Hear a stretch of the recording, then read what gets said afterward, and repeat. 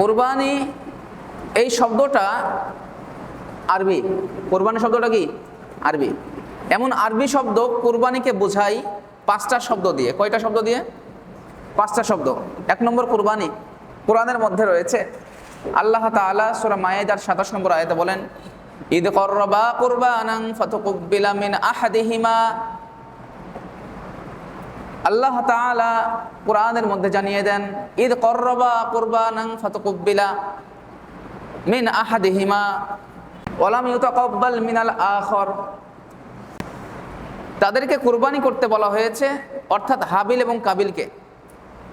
দুজনেই কুরবানি করেছে, তাদের দুজনের মধ্যে একজনের কুরবানি কবুল হয়েছে, আরেকজনের কুরবানি কবুল হয় নাই। দেখেন, ঈদ করবা কুরবানান, এখানে কুরবানান শব্দ দ্বারা কুরবানি করা বোঝাইছে। তাহলে কুরবানি শব্দটা কোথা থেকে এসছে? কোরআনের সূরা মায়েদার 27 নম্বর আয়াত থেকে। অর্থাৎ আমরা জানতে পারি কুরবানি আরবি শব্দ। আসেন, কুরবানিকে মাংসাক বলা হয়। কি বলা হয়? কুরবানিকে মাংসাক বলা হয়। সূরা হাজের 34 নম্বর আয়াত আল্লাহ তাআলা কোরআনের মধ্যে বলে দিয়েছেন, ওয়ালিকুল্লি উম্মাতিন জাআলনা মানসাকাল লিয়াযকুরু ইসমাল্লাহ আলা মা রাযাকাহুম মিন বাহিমাতিল আনআম। আল্লাহ তাআলা কোরআনের মধ্যে বলেন, ওয়ালিকুল্লি উম্মাতিন জাআলনা মানসাকান, আমি কুরবানির নিয়ম, মাংসাকের নিয়ম। মাংসাক অর্থ কি? কুরবানি। মাংসাক অর্থ কি? কুরবানি। এই মাংসাককে আল্লাহ তাআলা পৃথিবীর শুরু থেকে নিয়ে কি করেছেন? প্রত্যেকটা উম্মতের জন্য এটা নিয়ম চালু করে দিয়েছিলেন। ওয়ালিকুল্লি উম্মাতিন জাআলনা, প্রত্যেকটা উম্মতের জন্য মাংসাককে কি করে দিয়েছেন? বিধান করে দিয়েছেন। লিয়াযকুরু ইসমাল্লাহ, যাতে করে মানুষ আল্লাহর নাম নিয়ে জবাই করতে পারে। কার নাম নিয়ে? আল্লাহর নাম নিয়ে। তাহলে জবাই করার সময় কার নাম নিতে হবে? আল্লাহর নাম নিতে হবে। মনে রাখবেন, আল্লাহর নাম ছাড়া কোনো পশু যদি, কোনো প্রাণী যদি জবাই করা হয় খাওয়ার নিয়াতে, তাহলে মনে রাখবেন ওই জন্তু আপনার জন্য খাওয়া হারাম।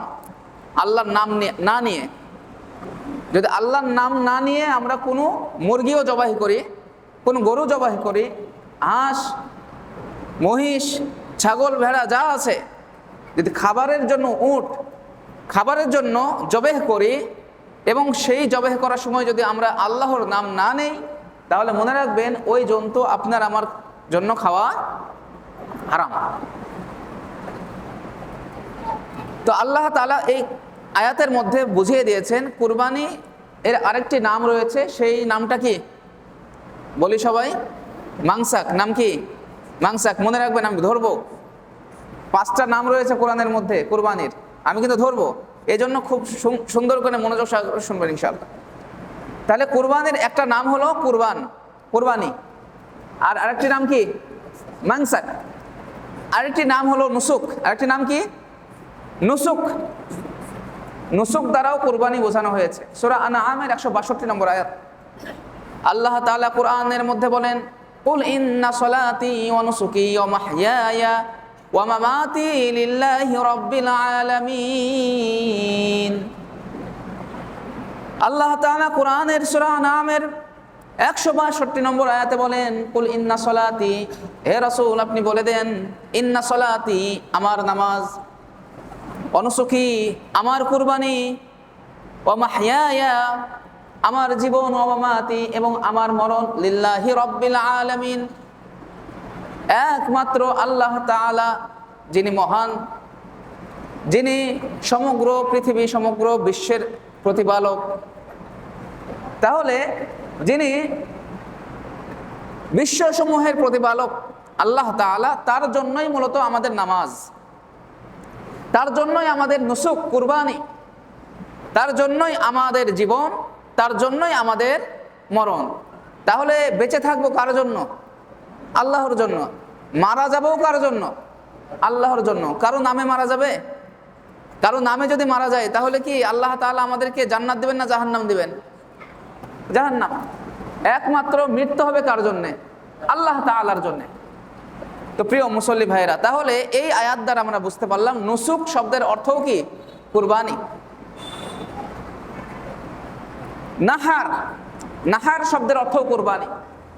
আমরা সকলেই এই সূরা জানি। কোরআনের মধ্যে কনিষ্ঠ সূরা, সবচেয়ে ছোট সূরা, সেই সূরার নাম কি? সূরা কাউসার। সূরা কাউসারের মধ্যে আল্লাহ তাআলা বলেন, ইন্না আ'তাইনাকাল কাউসার, নিশ্চয় আমি আপনাকে কাউসার দান করেছি। ফাসাল্লি লিরাব্বিকা ওয়ানহার, এই তো ফাসাল্লি লিরাব্বিকা ওয়ানহার, আপনি নামাজ পড়েন রবের জন্য এবং কুরবানি করেন। ওয়ানহার শব্দের অর্থ কি? কুরবানি। তাহলে নাহার শব্দের অর্থ কি? কুরবানি। তাহলে আমরা চারটা পাইলাম। একটা হলো কুরবানি, দ্বিতীয় নম্বরের নাম কি? মাংসাক, তৃতীয় নম্বরের নাম নুসুক, চতুর্থ নম্বরের নাম নাহার। চতুর্থ নম্বরের নাম কি? নাহার। পঞ্চম নম্বর আযহা।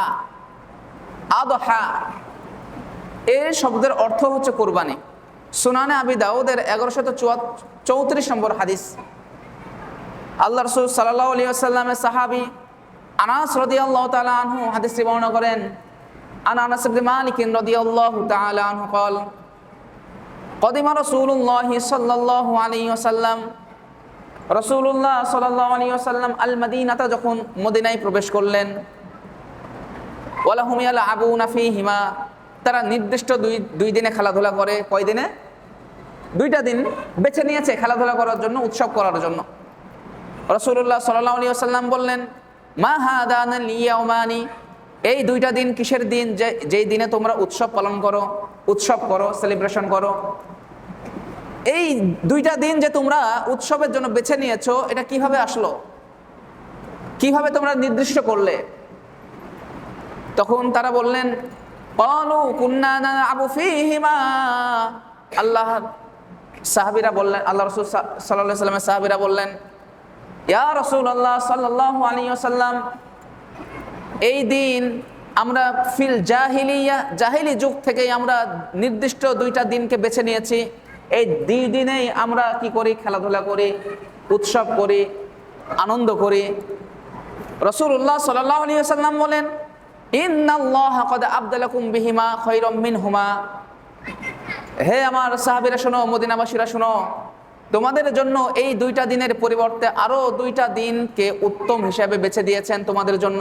সুবহানাল্লাহ বলি। তাহলে এই দুইটা দিনের পরিবর্তে আল্লাহ তাআলা তোমাদেরকে উত্তম দুইটা দিন দিয়েছেন। এক নম্বর হলো ইয়াউমুল আযহা। এক নম্বর কি? কুরবানির ঈদ।